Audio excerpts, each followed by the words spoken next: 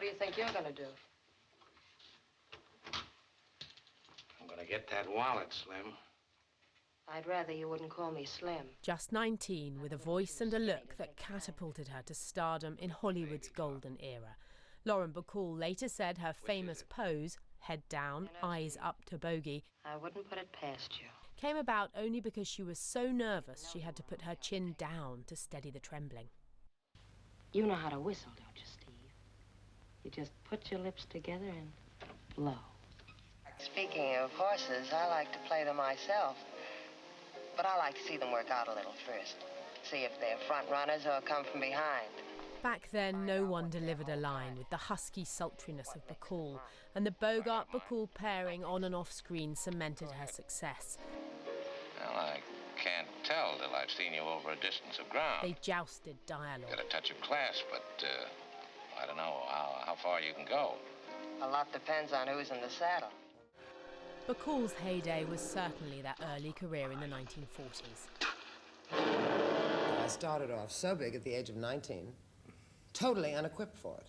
No experience.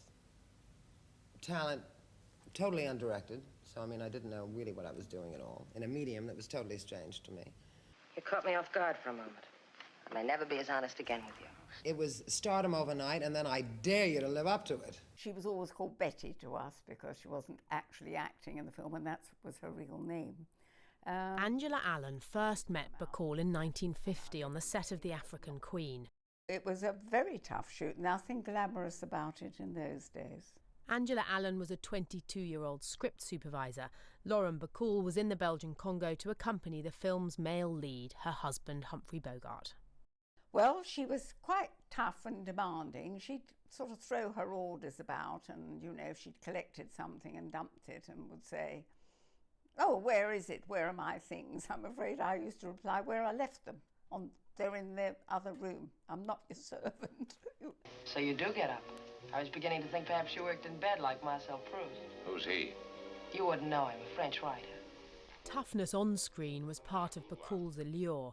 Post-war audiences loved her assertiveness and strength, but the 50s demanded a different look from its actresses. The shift was towards more childlike women towards the 1950s. Characters like Marilyn Monroe, who were more sort of more ingenues, pure ingenues, very rounded, very sexy, very vulnerable. And Bacall didn't project that kind of vulnerability, so she didn't make the transition easy. What's he look like? Very nice for a one-eyed man. Bacall did share the screen with Marilyn once, but the good parts dried up, she complained. Honestly, Paula, why can't you keep those cheaters on long? Though when they did come along, it seems the woman who'd been a star since 19 still knew how to behave that way. I didn't see the diva side till later, when I worked on Murder on the Orient Express. What's the matter with him? Train sick or something? Betty could be quite demanding, not of me, but, you know, she could be demanding of what she wanted in her dressing room, etc., etc. Don't give me any of your lip. Late in life, this grande dame found a niche in independent movies and won an honorary Oscar.